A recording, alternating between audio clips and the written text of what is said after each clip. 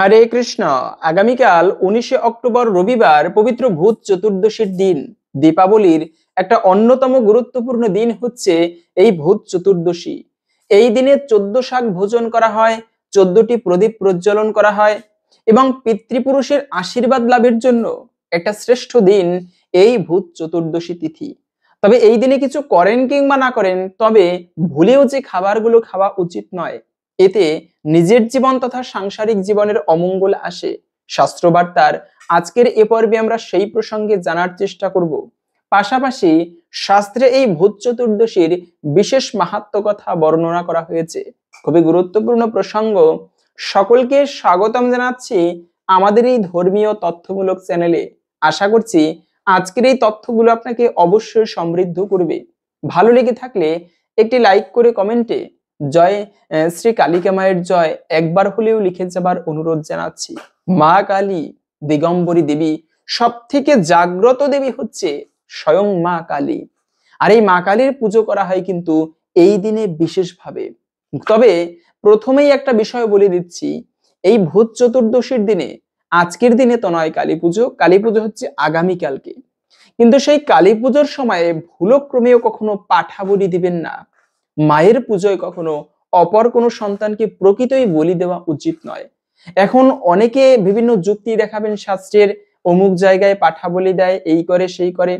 আমি যুক্তি তর্কে যাচ্ছি না, কিন্তু প্রকৃতই প্রত্যেকটা জীব হচ্ছে মায়ের সন্তান, জগৎ জননী হচ্ছে তিনি।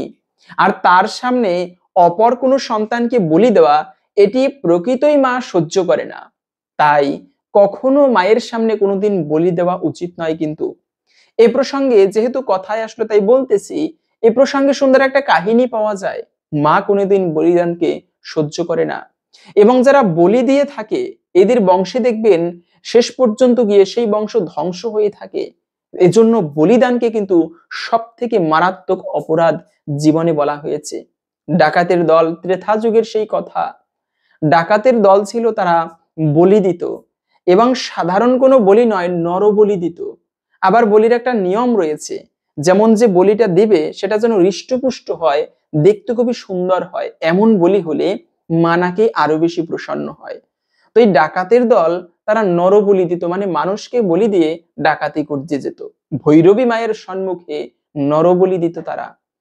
আর ওই বনের মধ্যে সেই ভরত মহারাজ, যিনি হচ্ছে সেই যার নামে ভারতবর্ষ প্রচলিত, রাজা ভরত, যিনি একটুকু ভুলের কারণে একটা হরিণের প্রতি আসক্ত হওয়ায়, জীবনের কত সুন্দর একটা শিক্ষা। আসক্তি কখনো ভালো নয়। শাস্ত্রে বলা আছে যেন গীতার কথা, আসক্ত হি পরম দুঃখ নৈরাশ্যম পরম সুখম। জগতে তুমি যত আসক্তি হবে, যে বিষয়ের প্রতি তুমি যত আসক্ত হবে, ওই বিষয়টাকেই তোমাকে একদিন দুঃখ দিবে। হয়তোবা তুমি অতিরিক্ত স্ত্রীর প্রতি আসক্ত, তার দ্বারাই তুমি কোনো না কোনো দিন দুঃখ পাবে। অথবা যে বিষয়ের প্রতি তুমি আসক্ত, সেই বিষয়টাই তোমাকে কোনো না কোনো দিন কিন্তু দুঃখ দিবে। এই ভরত মহারাজ, তিনি রাজ্য ছেড়ে চলে গেলেন, কিন্তু একটা হরিণের প্রতি আসক্ত হয়ে পড়েছিলেন। এই হরিণটা কোনোভাবে তাকে পেয়েছিলেন, একটা হরিণ শাবক। সেই হরিণের প্রতি আসক্ত হয়, মৃত্যুর সময় হরিণ চিন্তা করতে করতে দেহত্যাগ করায় তিনি কিন্তু হরিণ হয়ে জন্মগ্রহণ করেছিলেন। এই হরিণ জন্মের পরের জন্ম হচ্ছে জড়ভরত। এই জড়ভরত পাগলের মতো থাকতো, যেন কেউ তাকে আর ভালো না বাসে, এই জগতের প্রতি তিনি যেন আর আসক্তি না হন। জড়ভরত এভাবে করে তিনি বনের মধ্যে বসে, বিশাল দেহধারী জড়ভরত, দেখতে খুবই সুন্দর, হৃষ্টপুষ্ট। তো ওই দিনে মাকে বলি দেওয়ার জন্য যে নর বা মানুষকে ধরে আনা হয়েছিল, সে দুর্ভাগ্যক্রমে পালিয়ে গিয়েছে। খুঁজতে লাগলো তাকে, খুঁজতে খুঁজতে এই বিশালাকার দেহি এই জড়ভরতের সামনে পড়লো। তারা দেখে বলতে লাগলো, নাম রাম নাম করছো তুমি? হ্যাঁ, রামকে খুঁজছি আমি। বলে, এই কিছু দূরেই রামচন্দ্র বসা রয়েছে, আমাদেরকে পাঠিয়েছে তোমাকে নিয়ে যাবার জন্য, চলো তোমাকে রামের কাছে নিয়ে যাই।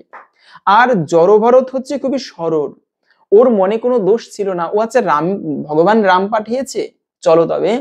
তো জড়ভরত তখন ওদের সঙ্গে রামকে খুঁজতে ভগবান রামের কাছে যাচ্ছে।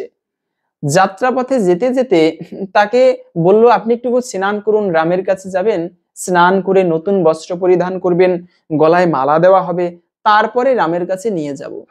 ঠিক আছে, জড়ভরত স্নান করলো। যখন ভরতকে গলায় জবা ফুলের মালা পরানো হলো এবং কপালে সিঁদুর পরিয়ে দেওয়া হলো, সামনে ভৈরবী মায়ের মূর্তি দেখে তিনি বুঝতে পেরেছেন আজকে আমাকে রামের কাছে নয়, মায়ের বলি দিতে এনেছে। কিন্তু জড়ভরত তখন খুবই খুশি, কেন জীবনে কারো সেবায় না লাগতে পারলে আজকে মায়ের বলিদান হতে পারবো, এটাই আমার জীবনের সৌভাগ্যের। ঠিক আছে, কিন্তু যখন ভরতকে বলি দিতে যাচ্ছে তখন ভিতর থেকে বিকট শব্দে মায়ের মূর্তি ভেদ করে ভৈরবী মা আবির্ভূত হলো খড়গ নিয়ে এবং সমস্ত ডাকাতদের মস্তক ছেদন করে ভরতের কাছে ক্ষমা চাইল। এ হচ্ছে বিষয়। মা কালী প্রকৃতই কোনোদিন কখনো তিনি এই বলিদান সহ্য করে না। এজন্য বলি কখনো দেওয়া উচিত নয়, এটি অন্তিমে জীবনে অমঙ্গল বয়ে আনে এবং সেই বংশে অকাল মৃত্যু আনে। বংশে প্রদীপ দেওয়ার মতো কেউ থাকে না। ইতিহাস পড়ে দেখবেন যারা বলি দেয় এদের বংশে এমনই হয়ে থাকে। তাই বলি দেওয়া কখনো উচিত নয়। আমি যুক্তি তর্কে যাচ্ছি না, কিন্তু প্রকৃতই মা তার সামনে অপর কোনো সন্তানকে বলি দেওয়া সহ্য করে না। এবং এই দিনটি মূলত লিঙ্গ পুরাণ অনুসারে এই ভূত চতুর্দশী কেন এত গুরুত্বপূর্ণ? লিঙ্গ পুরাণ মতে পাওয়া যায় এই ভূত চতুর্দশীর দিনে স্বর্গ এবং নরকের দ্বার এই একটা রাত্রি কিন্তু খোলা থাকে এবং এর জন্য পিতৃপুরুষের উদ্দেশ্যে এই দিনে 14টি প্রদীপ প্রজ্বলন করা হয়। এই প্রদীপের আলোয় কিছু কিছু পিতৃ আত্মা থাকে যারা পাপকর্মের ফলে এমন স্থানে থাকে যেখানে আলো থাকে না, কিন্তু এই দিনে যদি তাদের উদ্দেশ্যে প্রদীপ প্রজ্বলন করা হয়, আকাশে দীপদান করা হয়, এর ফলে সেই পিতৃপুরুষ আলোর দিশা পায়, আলোর রাস্তা পায় এবং তারা তৃপ্ত হয়। এই দিনে পিতৃপুরুষের আশীর্বাদ লাভ হয়। আমরা 5 প্রকার ঋণ আছি, যার মধ্যে একটা ঋণ হচ্ছে পিতৃপুরুষের কাছে আমরা ঋণী। তাই সেই পিতৃপুরুষের উদ্দেশ্যে এই ভূত চতুর্দশীর দিনে শ্রাদ্ধ কার্য করা, ভগবানের পুজো দিয়ে তাদের উদ্দেশ্যে বৈষ্ণব শ্রাদ্ধ দেওয়া, এটি খুবই মঙ্গলময় বলা হয়েছে। পাশাপাশি হচ্ছে এই ভূত চতুর্দশী তিথিটা মূলত কখন থেকে কখন শুরু হবে এবং থাকবে। তো চতুর্দশী তিথি শুরু হবে আগামীকালকে 19 অক্টোবর রবিবার দুপুর 2টা 25 মিনিট থেকে, থাকবে মূলত 20 অক্টোবর সোমবার দুপুর 3টা 27 মিনিট পর্যন্ত। এই সময়টুকুর মধ্যে এই পবিত্র ভূত চতুর্দশী তিথি থাকবে।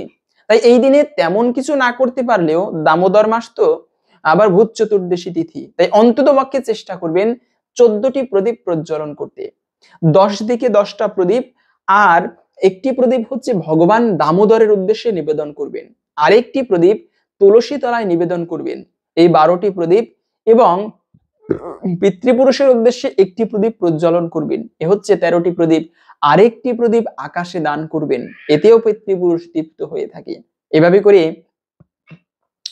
14টি প্রদীপ আপনারা এই শুভতম দিনে প্রজ্বলন করবেন এবং 14 শাক ভক্ষণ করবেন।